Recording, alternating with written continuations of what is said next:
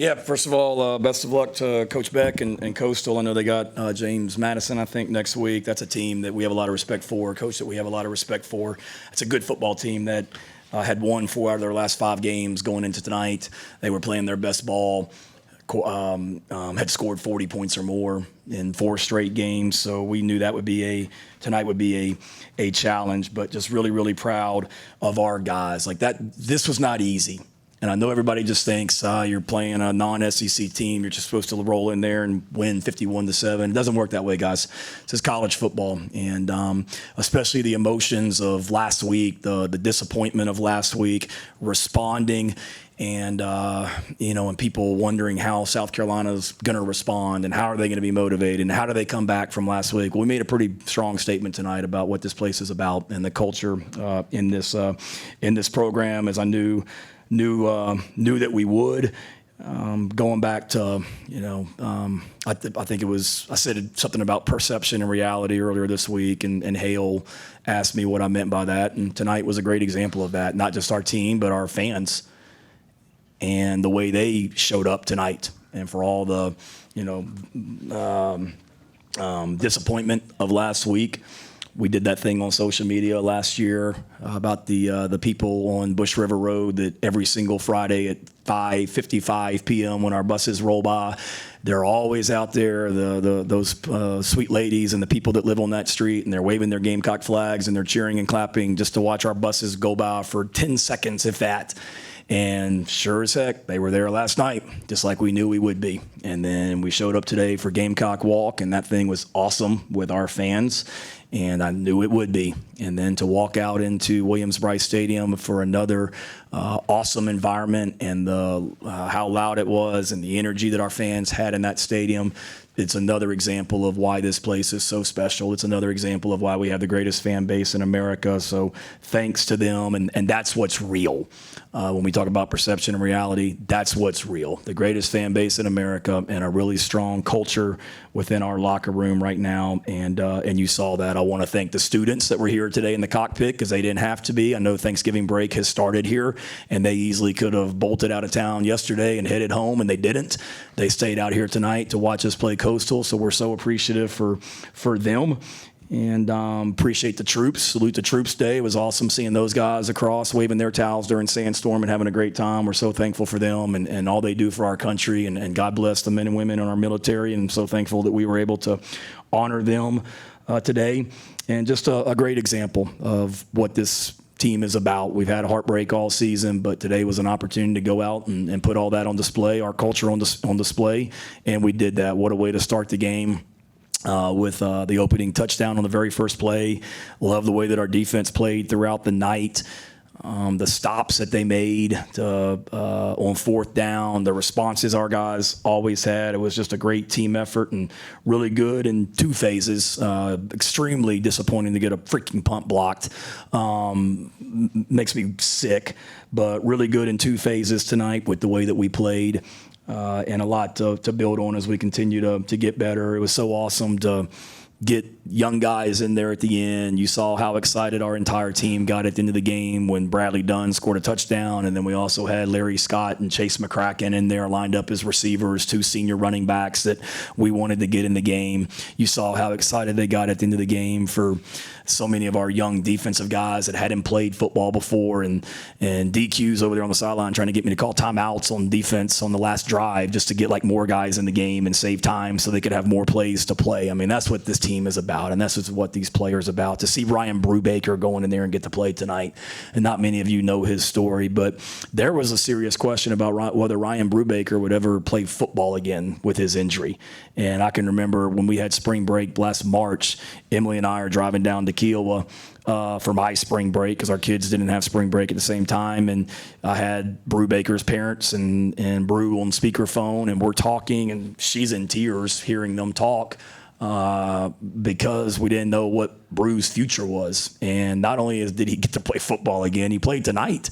And we thought if he ever got to play football again, it might be sometime in 2026. So for him to come back and get out there tonight and see how excited our guys were for that, it was just really awesome. Great to see so many former players back. When you got a great program, your former players want to return. Coach Spurrier used to say that. And to see Kevin Harris down there tonight on the sidelines, and Boogie to come back on his off week, and Bam Scott to be here on his off week, and Darius Rush to be here on his off week. When you got a special culture and great people in your program, players in the NFL, when they could go anywhere in the country for their off weekend, they wanted to come back here and be around this, which makes a strong statement. Again, proud of our guys. Happy to get a win. It's been a minute, and we certainly are going to enjoy the heck out of this one.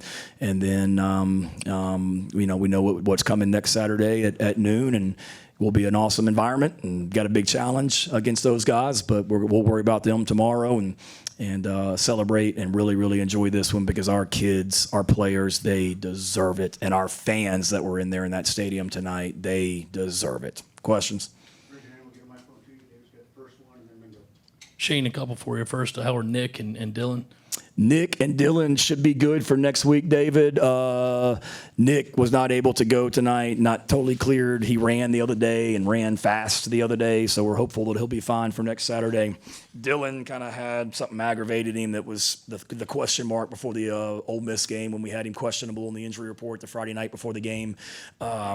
He practiced in a limited role this week, but just didn't feel quite able to go. But I think he'll be fine for Saturday. And then what's been, I guess, the turning point that's gotten Jaden Sellers more involved in the offense this last half of the season? Guy's just a player, man. He works, he competes, he's tough. He does things right, and he's great on the field, and he's great off the field. He does things the right way. And he's the same person every day. I think just his consistency and his work ethic, practice matters, and he's showing that, how he's improved in practice and has led to more opportunities for him on the field. A couple of young freshmen got in the end zone early. Donovan Murphy, Jaden Sellers. What have you seen from them and their growing this season? Yeah, as we've said all along, we really like that freshman group of receivers. They continue to work. It's been a work in progress. Early on, those freshman receivers were a group, and then some other guys kind of were that guy, and it's been back and forth in a lot of ways. But practice matters, and I'm sure you guys get tired of me saying that, but it really does. We started Jared Brown tonight. He hadn't been playing much, and it wasn't just because we were playing Coastal. He had a great week of practice, and Jared started, and Jaden had a great week of practice, and Murph continues to really work and do some good things. So practice matters.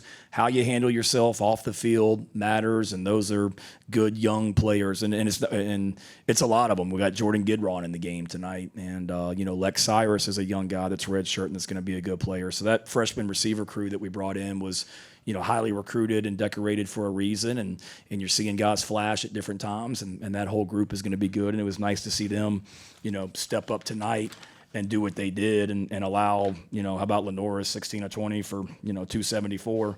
And then those receivers that all made an impact out there tonight. It was really cool to see. Hey, Shane. Good to see you, Pete. Nice to see you, too. Yeah, welcome back. It's Clemson week, so you're showing up now all of a sudden. Wait, no. I see you at Dabo's press conferences, though, sometimes. Correct? I was here at Oklahoma. Were you? Oh, crap. All right, well, I thought I saw you post-game with Dabo a few weeks ago. All the APs let me do that. Okay, well, tell the AP to send you to Columbia more. I miss you, my man. I'll be here next week. All right, buddy. You referenced the emotions of last week. Did you know early on in this week, leading up to this, that the guys had the right perspective going forward and had put that aside and were now concentrating on what's ahead? Yeah, I can't express how hurt and devastated that locker room was last Saturday. I mean, that was really, really hard. And how quiet that plane ride was back from College Station on Saturday night. I mean, that was a really hard day and a really emotional day. So I knew how much they hurt, but, I maybe have told you guys, but I say it all the time. I told the TV crew yesterday, we always practice after I get off the teleconference with you guys on Sunday. We always go out on the practice field. I did say this, I think. And we, is it the greatest practice ever when we go out there and start Probably not. But then at the end, we always do, like the young guys that y'all saw out there tonight at the end of the game, we put them in for about a 15 or 20 play, basically just scrimmage. And that's like a switch that flips. And that's kind of when the emotions get going. It's energetic, it's competitive, it's intense, it's physical, to the point where last Sunday night I had to like pull a couple of guys aside and be like, look, man, like we're not trying to get our teammates hurt on Sunday night, but it was spirited and the guys were into it. And on the final play of the scrimmage, Jimmy Francis, our young quarterback, threw a deep touchdown pass to a receiver, and the whole offense ran like 80 yards down there, and it was like a celebration in the end zone, like we had just won the Super Bowl.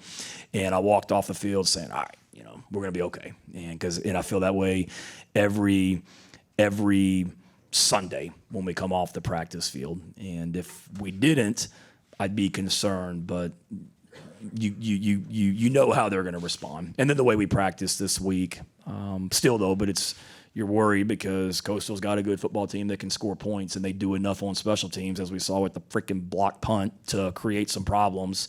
And they try to throw a double pass on us. They do things like that where they can junk it up enough and score some points where all of a sudden you're in a dogfight. And it wasn't lost on me, Pete. We were in a dogfight with Old Dominion last year, same conference. We were in a dogfight with Georgia State back in 2022. We blocked 2 punts for touchdowns, thankfully, that night. But Jacksonville State, we've had some games in the last 3-4 years that we didn't always go out and dominate like we did tonight. And that's what excites me, is the way that our guys went out there and dominated tonight. Hey, Coach. So you guys had a bulk of success tonight, kind of getting guys out in space, whether it be screens, jets, whatever it may be. What was it that you saw in the Coastal Carolina defense that you kind of thought was going to be the plan for success? Well, they present problems with the way their structure of defense, with their, whatever you want to call it, 3-3-5 type thing. It's a little bit different than what we see. We saw it a lot when I was at Oklahoma in the Big 12, and it's a pain. But we really liked our matchup with just our players in space, getting the ball out of Lenoris's hands and making them tackle our guys in space. That would be one thing. And then a lot of those were RPOs that, we pulled and then kicked the ball out there on the perimeter on some of those too. But I wouldn't say it was any just one thing as much as it is they present some problems defensively. We wanted to get north-south and run the ball on them, but we also wanted to get the ball out of Lenoris's hands, get it out in space, and make them tackle our receivers. We had I think they had a couple defensive backs that were out with injuries tonight, so we had a size advantage at the tight end position and the receiver position, and those guys did a really nice job blocking on the perimeter too. I've got two for you. So what happened on the block punt? Just for some reason decided not to block somebody. I wish I had a better answer for you. It was a look that we worked in practice Wednesday and Thursday in practice, and we had a couple older guys that just didn't execute. So I wish I had a better answer for you. But when they don't execute, that goes back on us as coaches, that in that moment we didn't execute, and we got to be better. Yeah. Then Travian was obviously back in the team and up in the box tonight. What can you share about that? Yeah, it was awesome. He had been out at practice a little bit more this week, actually on the field, where he was able to stand. And then I guess it was Thursday or Friday, George Wynn, our director of operations, he came in my office and said something about, do you realize that, hey, Travian's planning on being at the game on Saturday and in the box? And I'm like, no, I didn't. Has he been cleared medically to do that? And he had been, and he wanted to be there. So it was really cool. You talk about, it's been an emotional year, guys. Y'all, let's be real. Whether it be from, the heartbreaking losses to your defensive line coach is in a car crash and almost dies in August, to we've had some coaches that have lost family members recently. And we had a coach that lost his dad during the Ole Miss game. So, it's been an emotional year in a lot of ways. So to be able to see Travian be back out there tonight, be at the hotel with us for pregame meal today, go through Gamecock walk, and then be on the headphones tonight, and then in the locker room after the game celebrating was pretty cool. We've missed him because our defense pitched a shutout tonight, so clearly wish he'd been here before now. Two things. One, what do you call the Brady Hunt tush push? Not sure if I'm allowed to tell you that it's not the tush push. But for the record, the punt that we tried to block against them, we did call that tush push tonight because we had somebody that was literally behind Bo Brown trying to push him through the shield. So that was a tush push. So it's one of those that I can tell you, but I'd have to kill you type thing because we ran it a lot tonight. I think we ran it like 3 times, and we may try it again next week too. How would you grade the play calling of Mike Furry through 2 games? Really good. 51 points and 579 yards of offense tonight. Last week against A&M, obviously we did some really good things. There were some drives there, and I didn't like the way that we finished the first half. You know, outside of that deep ball we hit in the 2-minute drive to get us in field goal range, the drive before stunk. I think we went 3 and out, and then that drive was not very good outside the explosive pass that we hit and whatnot. So I didn't like the way that we finished, not necessarily play calling. I just didn't like the way that we finished it. But I think Mike and that whole offensive staff has done a really nice job of just being creative, having some fun. I mean, we put a lot of stuff on tape tonight, formation-wise, and guys have fun with it. We had some stuff that we didn't run tonight that we'll save for next week that our guys get creative with, and we let them name some of it, which is scary, but they're just having fun with it, and guys are playing with confidence. And Lindorus is doing a nice job. I mean, he did a really nice job tonight of managing things too, I felt like.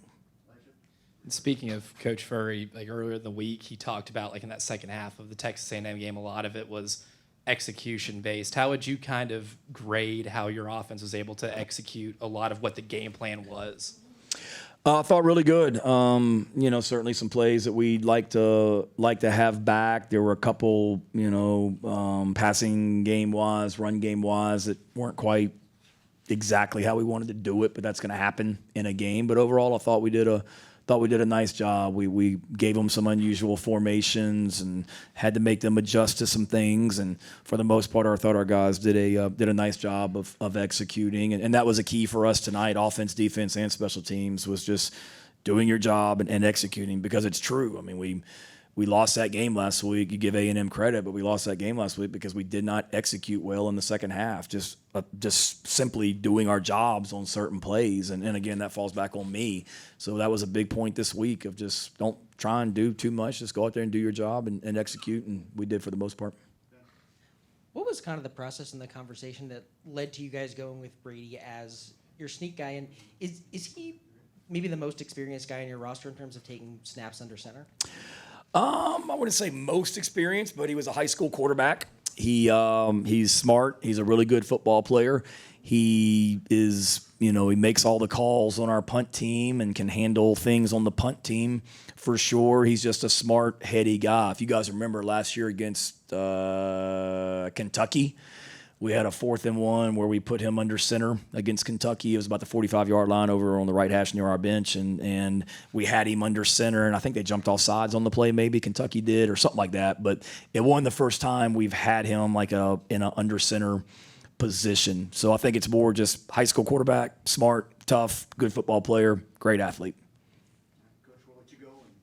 Oh, y'all are easy tonight. Everybody's trying to enjoying their Saturday night, I guess. All right. Sorry. All right. Good to see you. Good to see you, Phil. Yep.